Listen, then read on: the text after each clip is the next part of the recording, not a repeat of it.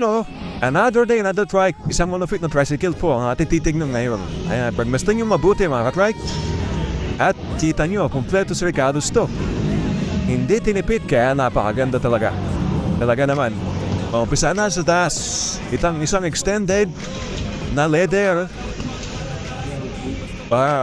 Driver shade ang ilagay natin. Ayan, extended. Tas may tukod sa likod. Ayun. So ito muna. Ito. 300 po, dalawa nito. May carrier top.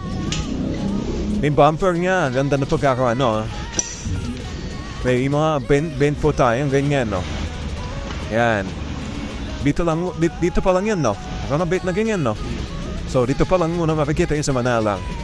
Soon, makikita nyo rin po yun sa iba. Yan. Ibukas mo yung bintana. Then, yung kanyang spoiler po, dalawa. 500 po isa niyan. Ito po, 3,000 pa na. Ayan, para hindi mo tayo magtanong ng mahaba. Ayan. Ang ganito pong sidecar, pag wala po yung accessories, 23,000. 23,000 po. Yung direct mugs, yan. 500 po yan. Hindi po yan galing sa gawa po ng Bayoko. Tapos mugs nga, free po yung mugs. Free din po yung tapalo ng stainless, makapal. Pinalagyan ni sir ng stainless lahat na mga tornilyo. 500 sir, no? Lahat tornilyo, no? Yan. Tapos 3.5 po yung kanyang carrier back.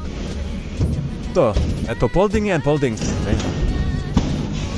Hanggang lang i-fold yan. Tapos hanggang lang din i-unfold. Tapos hanggang sang i-fold. Yan lang siya. Yan. Tapos ang ating sandalan, 1.8. Ito. Tapos ito. Sir, magkaya na po ito? 1,000? 1,000 po yung hagdan natin. Banggahan niya. Ayan. Sir, banggahan ng cancer. 500 po ordinary. Ayan, double naman siya. Bala 3.5 na malalaki. Kaya hindi siya maba. Pag binangga siya, sisiran bumangga.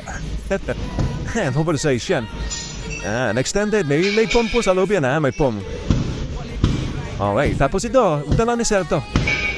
Pinalagay lang sa atin. Napakaganda naman talaga, bagay na bagay. Tapos ito, galing dito to. Sir, ito magkano? 500. And gawaran po ni Bayaw. Panganay naman namin.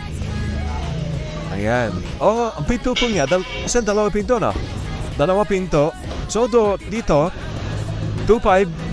Yun naman sa main door, 3.5. So, 6,000 po siya lahat.